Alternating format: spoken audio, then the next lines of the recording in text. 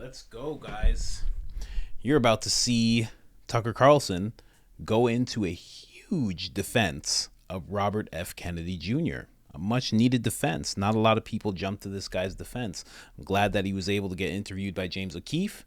I'm so glad he was on Joe Rogan. And now Tucker Carlson on Tucker on Twitter is taking up for Robert F. Kennedy right now. Let's check it out. Let's go. Hey, it's Tucker Carlson. There's never been a candidate for president the media hated more than Robert F. Kennedy Jr. You thought that title belonged to Donald Trump. Of course it must, but go check the coverage. Trump got a gentle scalp massage by comparison when he announced. When Trump rolled out his presidential campaign in 2015, the New York Times waited until the 17th paragraph of the story to attack him. But as well known as he is, the paper said at the time, Trump is also widely disliked. And then they cited a poll to back it up. That was the attack on Trump.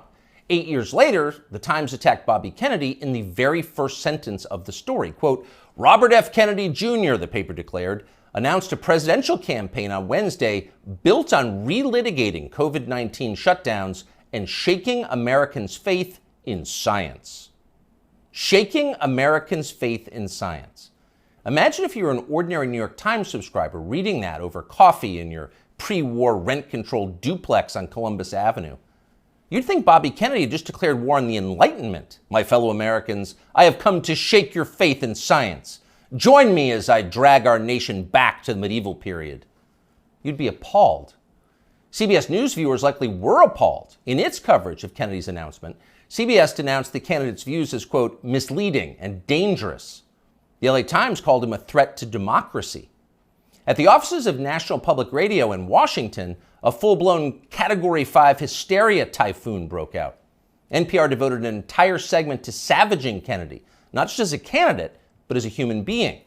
NPR described him as someone who, for his own perverse reasons, has made, quote, debunked and false and misleading claims that undermine trust in vaccines, and who, in his spare time, provides moral support to crazed extremists who, quote, rally under the banner of what they call liberty or freedom. People magazine didn't even bother to report a single word of anything Kennedy said at his announcement, and instead wrote an entire story about how his relatives hate him. Kennedy's younger sister, Carrie, the magazine reported solemnly, does not approve of Bobby Jr.'s harmful views. His harmful views! Bobby Kennedy's thoughts alone are evil enough to hurt people. That's been the tone of the media coverage around Bobby Kennedy Jr. for the past 18 years, since July of 2005. That's the moment that Kennedy published a magazine article suggesting there might be a link between the rise in diagnosed autism cases and the ever-expanding schedule of mandatory childhood vaccines. The day that story was published, Kennedy's reporting was considered so solid that two outlets ran it simultaneously, Rolling Stone and Salon.com. Unfortunately, neither one of them understood what they were up against. The pharma lobby rolled out the most ferocious public relations campaign in memory, and both publications swiftly caved. Both pulled the story and then disavowed it, groveling as they did. No one in the national media bothered to explain why autism diagnoses had skyrocketed. If it wasn't the vaccines, and maybe it wasn't, then what was it? To this day, there has not been a convincing explanation. Instead, reporters just attack Bobby Kennedy. They've called him a lunatic and a Nazi. Instagram shut down his account. YouTube just last week pulled down a perfectly reasonable interview he did with Jordan Peterson, citing unspecified misinformation, and so on. Kennedy became the most censored famous person in the United States. At this point, most Americans have heard a lot more about Bobby Kennedy Jr. than they've heard from him. He doesn't get many offers to speak from big platforms. But last week, Joe Rogan gave him one. Here's some of what he said. Why do 5 of my 7 kids have allergies? You know, and of course we know why, because aluminum adjuvants give you allergies. They're designed to make you, to create a hyperimmune response to foreign particles. And the last category is, the allergic diseases, peanut allergies, food allergies, eczema, which I never knew anybody with eczema when I was a kid. Asthma, I knew people with asthma, but it wasn't one in every 4 black kids like it is today. So, all of those things. Now, we went from 6% of Americans having chronic disease. By 1986, we're starting to have the vaccines, and we got and 11.8% of kids now, so it's doubled. Why do 5 of my 7 children have allergies? Now, we don't know the answer, of course, but it's an interesting question. In fact, it's an important question that deserves an adult answer, not that you should hold your breath waiting to get one. Bobby Kennedy asks a lot of questions like that. He notices things. Kennedy pays attention to the world around him, and he wonders why it's changing. He's an outdoorsman, a falconer, and a fly fisherman. He's interested in how nature works. He's curious. Not so long ago, these qualities were considered essential to the practice of science. All scientific discovery comes from observation, empiricism, patient watching. Without the willingness to put aside your pre-assumptions and assess with honesty the things you see and touch and smell, the changes taking place right in front of your face, you can't do science. You can't create art either, or journalism, or theology. You have to be willing to notice the obvious. And when they tell you you're not allowed to notice the obvious, you should be concerned. Imagine you were on a commercial airline flight. The plane is just leveled out at 37,000 feet. You're closing your eyes for a nap. And suddenly you smell smoke. And it's not your imagination. You can see it. It's starting to fill the cabin. All around you, people are hacking and choking. The guy in the next seat has a napkin pressed against his mouth, and he's mumbling what sounds like Psalm 23. Yea, though I walk through the valley of the shadow of death. So clearly, the airplane is on fire. But almost unbelievably, no one has said a word about it. Not a single person is acknowledging this is happening. Everyone is silent. So in panic, you yell for the flight attendant. There's smoke in the cabin, you say, as if she hasn't noticed. But she stares at you with hard eyes. Shut up, racist, she replies. That's a dangerous Russian conspiracy theory. Stop spreading misinformation or I'll call TSA and have you arrested when we land. That sounds like a fever dream, but it's also pretty close to the experience of living in the United States at the moment. All around you, things seem to be fraying and getting worse. Your gut tells you there's something very bad going on, and all the evidence suggests that there is. But the people in charge won't acknowledge that. Everything's fine, they scream. Stop noticing. But wait, I don't remember this many kids having allergies or asthma or eczema or autism or, for that matter, body dysmorphia. And why so many suicides? What's going on here? Shut up, stop asking questions. That's their answer. But Bobby Kennedy won't stop asking, and that's why they hate him. As Kennedy spoke on the Rogan show, a reporter for Vice.com called Anna Merlin was watching. Merlin was so enraged by what she saw that she dashed off an article attacking Joe Rogan's employer for allowing the conversation to take place. Spotify has stopped even sort of trying to stem Joe Rogan's vaccine misinformation, read the headline. The piece never even described much of what Bobby Kennedy had actually said. Merlin dismissed the entire interview as, quote, a detailed survey of Kennedy's most dangerously incorrect views, a far too extensive list to outline in full. In other words, we here at Vice don't have time to describe all of Bobby Kennedy's lies, but trust us, they were lies. Then Merlin called Spotify to see if she could get the episode censored. Much to her profound frustration, Spotify refused to censor the episode and kept the interview on its website. So she spent the next several days ranting about all of this on Twitter. People were listening to the wrong things, and Anna Merlin was mad about it. So was Peter Hotez. Hotez is a pediatrician from Texas who became moderately famous on MSNBC during the COVID lockdowns as a Biden shill and a vaccine promoter. Hotez read Anna Merlin's piece and then huffily retweeted it. Effectively, why is Bobby Kennedy allowed to talk in public? And that gave Joe Rogan an idea. Why not have Peter Hotez debate Bobby Kennedy on his show? You claim he's wrong. Why don't you explain why he's wrong? That seemed fair. But Hotez wouldn't bite. So Rogan offered to give $100,000 to Hotez's favorite charity if he agreed to come on. Soon others made their own pledges and the pot swelled to over $1 million. But still, Peter Hotez wouldn't come. Instead, he scampered back to MSNBC, where one of the channel's oilier hosts assured him he was doing the right thing by dodging the debate. Arguing with Bobby Kennedy is morally equivalent to debating a Holocaust denier, the host said. No decent person would do that. And of course, Hotez agreed. Quote, 200,000 Americans needlessly perished because they believed the anti-vaccine disinformation and refused to take a COVID shot. So really, talking to Bobby Kennedy would be a lot like abetting murder. And Peter Hotez, MD, PhD, was not going to do that. But wait a second, you ask yourself. Let's think about those numbers. 200,000 people died because of vaccine disinformation from Bobby Kennedy and people like him? How do we know that? Is that really science? No, it's not science. Because we don't know that. We can't know that. There is no way to know that. Peter Hotez's claim is a political attack posing as science, and he specializes in those. Here he is on television during the so-called pandemic. It's all about mask compliance. That's going to be absolutely critical, because if you don't have masks, remember, this virus aerosolizes, so even 6 feet is not enough.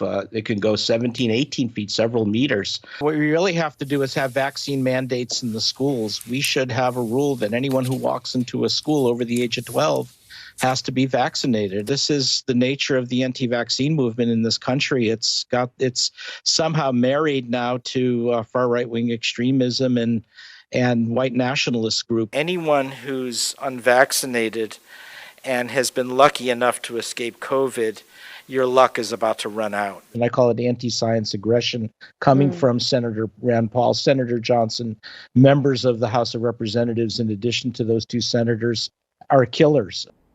It's all about mask compliance. We must have vaccine mandates for children. Take the vax or you will die. Anyone who disagrees with me is a white nationalist and a killer, and probably an agent of Putin.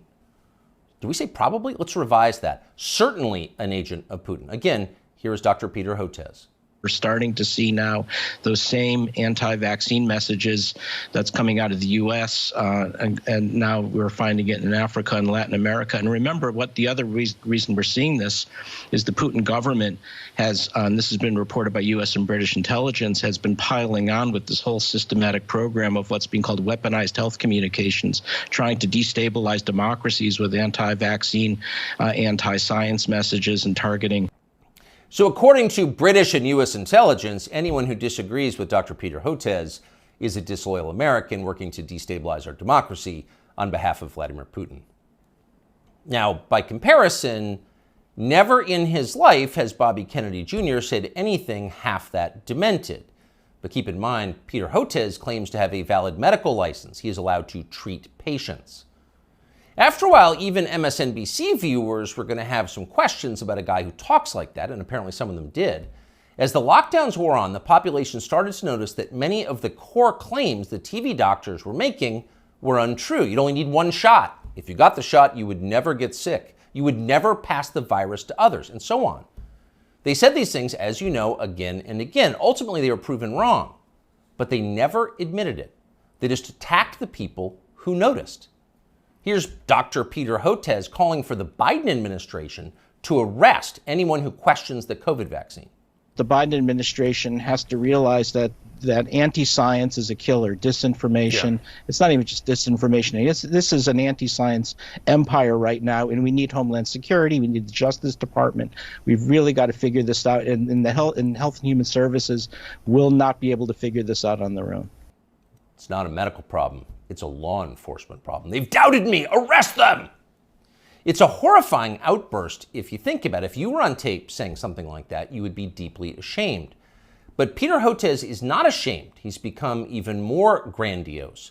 Hotez has written a self-congratulatory new book called The Deadly Rise of Anti-Science, a scientist's warning, as if you were a scientist. Here's how Hotez describes himself in the book's promotional literature. Quote, during the height of the COVID-19 pandemic, one renowned scientist in his famous bow tie, appearing daily on major news networks such as MSNBC, NPR, and BBC, and others, Dr. Peter J. Hotez often went without sleep, working around the clock to develop a nonprofit COVID-19 vaccine and to keep the public informed. During that time, he was one of the most trusted voices on the pandemic and was even nominated for a Nobel Peace Prize for his selfless work.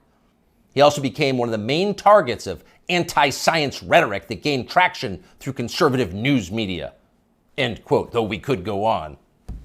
So here you have a renowned scientist, selfless, trusted, going without sleep, self-denying, persecuted by extremists for daring to tell the truth, the Albert Schweitzer of cable news, That's Dr. Peter J. Hotez. The fact that a partisan buffoon like Peter Hotez can describe himself this way with a straight face and the backing of a publisher makes you despair for the country's future. But don't despair. There is hope. Hotez will never debate Bobby Kennedy Jr., but it doesn't matter. Kennedy has already won. He's more honest than Dr. Peter Hotez, and that's obvious to anyone who's paying attention. A new Economist poll shows that Kennedy is more popular and far less hated than either major party frontrunner. After almost 20 years of being silenced, Bobby Kennedy Jr. is being heard, and why wouldn't he be? Kennedy's theories about vaccines may be right, they may be partially right, they could be even utterly wrong. No one's proved it either way. But what we can say with certainty is that America's medical establishment has beclowned itself for all time. Its official positions on vaccines, psychiatric drugs, puberty blockers, reassignment surgeries, a long list of other politically fashionable priorities have no connection whatsoever to legitimate science. It's all effectively witchcraft. At the annual meeting of the American Medical Association in Chicago last week, for example, delegates issued a statement attacking the body mass index as a tool of, quote, racist exclusion, which has caused historical harm. Next year, they will denounce thermometers and stethoscopes. They're insane. Compared to them, Bobby Kennedy is a mainstream figure, and people understand that. That's why he's winning. And you know he's winning by how his critics are doing. So just 4 years ago, Anna Merlan was regarded as an important expert on conspiracy theories and misinformation. She'd written a book on the topic. Here she is talking about it. I've always thought that in the case of conspiracy peddlers, it's not necessarily a super profitable enterprise to ask whether they really believe it or not, because I don't know what's in their hearts. I don't know what's in their minds. All I know is what they spend their time doing, which is promoting conspiracy theories. In the case of ordinary people, conspiracy consumers, and most Americans are, to some degree, consumers of conspiracy theories. All the studies that we have show that like 1 in 3 Americans believe in some conspiracy theory to some extent. For the people in the very sort of deep end of the conspiracy pool, people who are consuming a lot of conspiracy content, I think it's really important to look at the way it helps them make sense of the world and make sense of our political moment and make sense of a lot of times like what's happening in their own lives. All the studies that we have show that like 1 in 3 Americans believe in some conspiracy theory. Huh? You'll notice the upspeak, the rising inflection at the end of the sentence. That's a familiar tick in Brooklyn. It's designed to turn a declarative sentence into a question and thereby belittle the listener. Do you follow me? Is this too complicated for you? So the lady in the nose ring wants you to know she's smart, but she's not. When Merlan recorded that interview, Vice, where she now works, was valued at more than $5 billion. Genius investors like James Murdoch were showering the company with money. Everyone wanted in on the future of media, which was uptalkers like Anna Merlan lecturing you about racism and misinformation. But that has changed. Last month, Vice filed for bankruptcy. Anna Merlan is still on Twitter screeching about how her critics are transphobic, but nobody cares. Nobody wants to hear from Anna Merlan anymore. The gatekeepers are transparently ridiculous. Everyone can see that. People have started to notice. Oh man, amazing. I love it. I love it. I love that he went to bat for Robert F. Kennedy. I love that he just called out that Anna lady, because she's actually the one that sparked the whole RFK Jr. Peter Hotez debate. She's the one that she actually made this. It was like really pointed at Rogan, a lot of stuff. Again, media acting like RFK doesn't exist. So it was like a little bit about RFK, but like more about how Rogan's such a problem. Peter Hotez agreed, and that's how the whole thing popped off. You know, and at the end of the day, although it was probably hard for Rogan to go through, you know, and you know what, it probably wasn't. He handled like a champ. I mean, he's been a comedian for 30 years. He's used to hecklers. You know, it helped Robert F. Kennedy Jr. a lot, because as much as it probably had some people going, oh yeah, that's just Rogan again, you know, misogynistic, racist, far right, a lot of people were probably like, wait a second, why doesn't this doctor want to debate this man? And then you look into that doctor and you look into, I don't know, man. It's all as playing as day to me, but, you know, maybe I'm one of those 3, you know, taking in conspiracy theories. Absolutely ridiculous. But that was it. That is another episode of Tucker. And here's the thing about this episode. there hasn't been another episode for about 5 days, which is a little weird. So there wasn't one on Monday. Today's a Tuesday. I haven't seen one yet.